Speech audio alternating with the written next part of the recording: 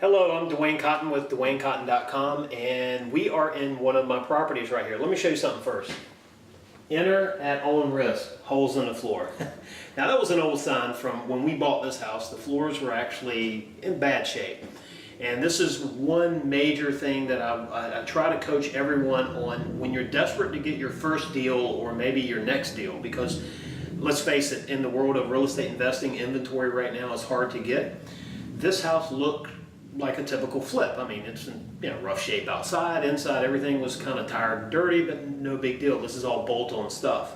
But if you make the mistake by waiving all of your inspections, this house would have come back and taken your lunch from you. Because what happened here was we had our moisture termite inspection done, which I always get regardless, unless somebody's given the house away. And we ended up with a situation where 90% of the floor joists had to be replaced and all the subfloor had to be replaced. Interesting, it was dry rotted. It wasn't wet rot. It wasn't soft to the touch. It was real crispy. Like it was kind of a weird experience. God forbid a match would have ever hit this house, because this house was so dry it would have been in a hurry. So luckily we caught that. We were able to negotiate that into the purchase. Basically, we took the cost of changing the floor joists and the subfloor out of the purchase based on the moisture termite inspection that I did not waive, even though it was an investment property.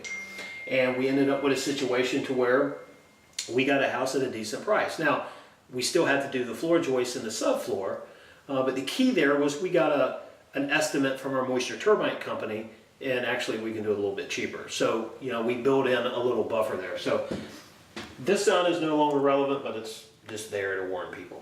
Now, this house had another problem, that everywhere you looked on the drywall, it kind of looked like a golf ball. It had holes and divots everywhere, chips, scrapes, you name it. The only solution here, well, there's two solutions. One is to take all the drywall down and start over, which is a lot of expense. The other solution would be to do a level 5 finish, or skim the drywall, where the drywaller has to actually skim every square inch of this wall and then go back and wet sand it so it's smooth. Now that makes for a really nice finish. The problem is the cost of that. The cost of that is, in this particular house, was $6,500 to $7,000. So what we ended up doing was, what you see right here, is we did knockdown. Now you'll see this a lot in Florida, Georgia, Texas, I guess in California maybe. Knockdown's very popular, but you have it all over the country. It's just not as popular in, say, like I said, in the southern states. But knockdown is a way to hide all the imperfections. Nothing wrong with the drywall, it's just all the nicks and the scrapes and the years of use and abuse. So you're able to mask that, put a paint job on it, and it actually, I like it, it looks good. It adds depth to the wall. It's not just another smooth wall. It actually gives it some texture. So it's in my opinion, it's a great way to fix that. Now the ceiling here, we don't really know what happened. It looked like someone stuck a broom in a bucket of sheetrock mud and kind of randomly made shapes on the ceiling. So we had to scrape off the what we call stalactites hanging down from the ceiling, and we actually had to smooth out the areas that we could, and we added a stomp to it. Now, I don't typically do stomping on ceilings when I can help it. I always like smooth ceilings. But in this particular case, we look at the resale of the house, we look at what we purchased it for, and we have to make the numbers work. This is a nice alternative. There again, I don't mind it. It's just not what we typically do. So we added a textured ceiling and get rid of all the imperfections on the drywall on the ceiling. So that's number one. It's just pay attention to the little things. The little things will take what seems to be a great deal initially when you do your first walkthrough and you're really excited and you're pumped and you need inventory. Breathe. You can't breathe too long, because right now you have people stacked up and lined up behind you. But you don't want to buy a house and inherit all these problems that you can inherit by not breathing when you walk through a house for the first time and when you get proper inspections. Now we have our kitchen cabinets. Unfortunately, I have them boxed up and I can't show you. You can actually see the countertops. This house is going to retail for $149,900. And so in that price range, we're not doing granite, and we're doing a really nice cabinet, real solid wood cabinets, not particle board. But there again, we're not using the granite and all the special stuff there. This kitchen though is going to really pop. It's going to look good, and it's going to save us a ton of money. You can kind of get the idea of the color based on this toe kick here. So this is a piece of wood that'll actually finish the bottom of the cabinets all the way around the bottom and make them look uniform. That's the color. Very, very good cabinet, very good quality. They install great, and we don't have a lot of problems with them, so it's a very good option. So there again, looks good, not really expensive. That's another way you make money investing in real estate. So if we come on through, now this house originally was a 3-bedroom, and we're in the original section now, which is the living room and the dining area. But when we come around the corner here, we had a couple problems. One is we had to extend this little notch, this little nook here for the refrigerator. Refrigerator is actually a little bit wider than what they had. They had a very tiny refrigerator in here. When we buy appliance packages, we're using a side-by-side, mainly stainless steel, and that's a 38-inch opening. So it's a 36-inch wide refrigerator, but we had to give it a 38-inch opening. And so we actually had to, you can see the line on the floor here, we had to extend this wall over to make the refrigerator work. Now these are in the small planning steps, not a ton of money to move it, but the small items that we think no big deal, when we add 20 of them on a spreadsheet, they become a big deal in some cases. You know, moving this wall was probably 250 bucks. But if I had 50 items like this, I start spending a lot of money. So every 250 adds up. We haven't put windows in the house yet. That's next. We're trying to get the interior ready for the painter, and then we'll move outside and get the exterior of the house in good shape. And that's where the windows will get put in, and then the painter will move outside. This house actually has aluminum siding that's in decent shape. We're going to paint it. Now, one thing about painting, and we can look at this when we go outside, is this entire street has houses that are gray, white, or a light yellow. The last thing I want to do is paint this house white, gray, or a light yellow, right? I want this house to stand out. Not in a bad way, obviously, but I want it to pop off the street. So what we're going to do here is sort of a moss green, willow green type color. It's a very pale green, a little bit of gray in it. And we're going to do our typical front door. If you're looking at a really good color for your front door, Sherwin-Williams has a color called Heartthrob Red. And for whatever reason, it just pops. It just makes any color of the exterior house look good. So this house will be a light green with a red front door and black shutters, and it's going to look totally different than anything on the street. And that's what it's about too, is when the curb appeal. You know, someone once said, if you can't get someone out of the car, you know, if they don't like the house from the outside and they won't even stop, I don't care how good the interior is and how good of a job you've done inside. You've got to get them in the house to enjoy it. Obviously, see pictures, but there's nothing like walking through a house and imagining what you would do. So the cabinets, obviously, I'm going in the kitchen here, and kitchens are always the worst looking room in a house when you're remodeling the house. And as a busy investor, you hear my text going off all the time. It's never ending, so we've got to be able to do two things at once. So I apologize for the dinging. But kitchens are always so bland at this stage. But what happens is the paint will happen first, and then when you see the cabinets, you have the paint and the cabinets. Suddenly, it's a kitchen, right?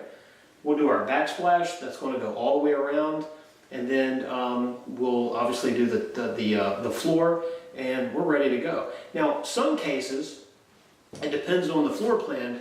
We will actually do the tile floor first, and then the cabinetry.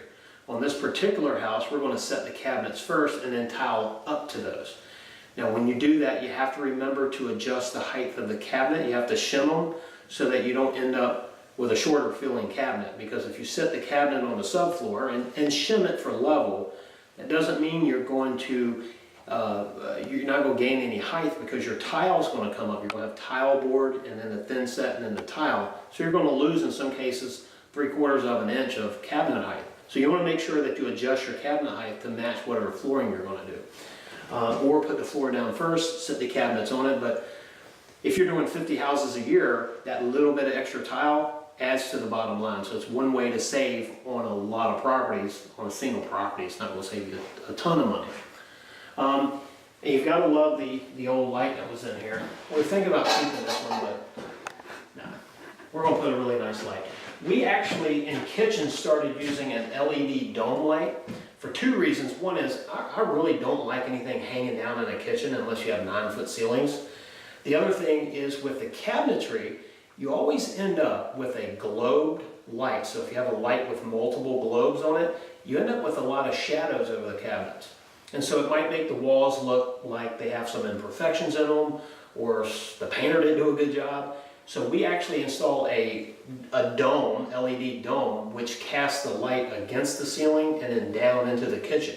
So it gives the kitchen a uniform feel. It's a softer look when someone's coming to look at the house. It feels more inviting. You're not seeing all the hard shadows. And some of the small things that will add up in a house, and that's one of them. So you create shadows in a house, people don't like that.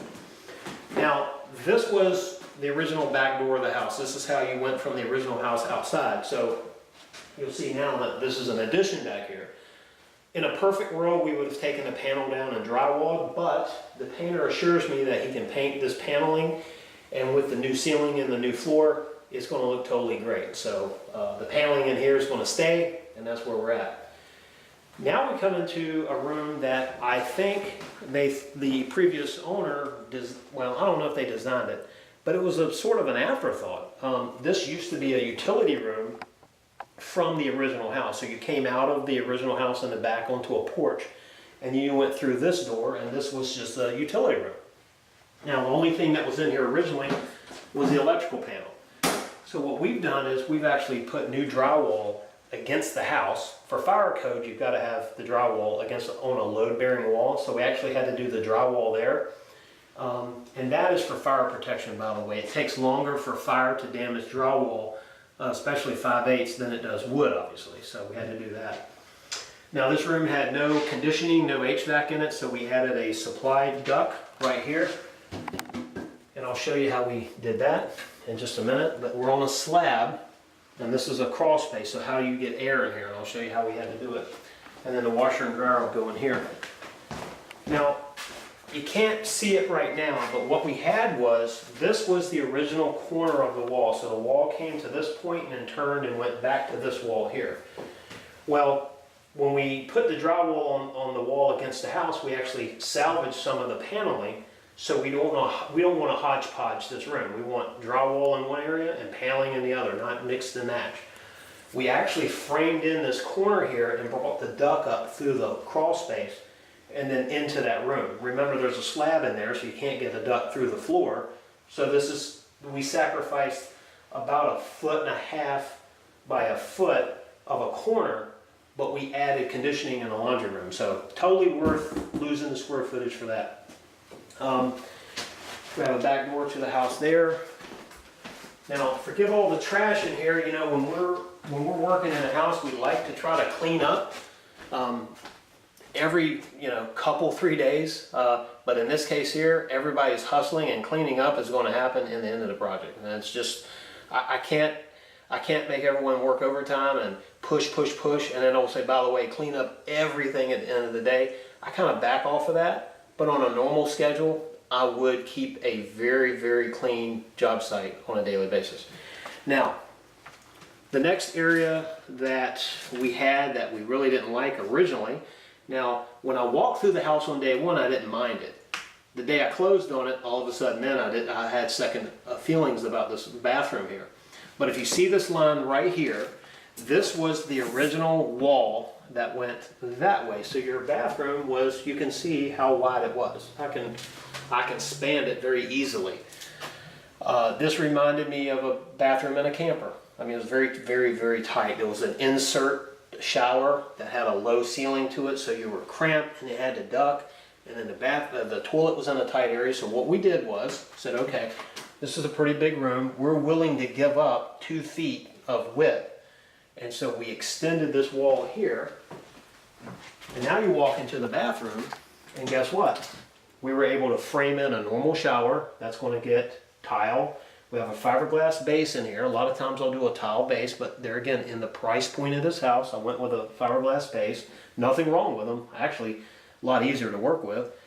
And then we were able to extend this part of the bathroom to actually give you room for a vanity and a toilet. and the toilet meets code because your toilet has to be so many inches off of a wall, and so you can't be right against the wall anyway. So we were able to make this a normal bathroom, bring it up to code, and the good news here, we didn't have to do any structural work. So everything here was partition walls, non-load bearing, very simple stuff.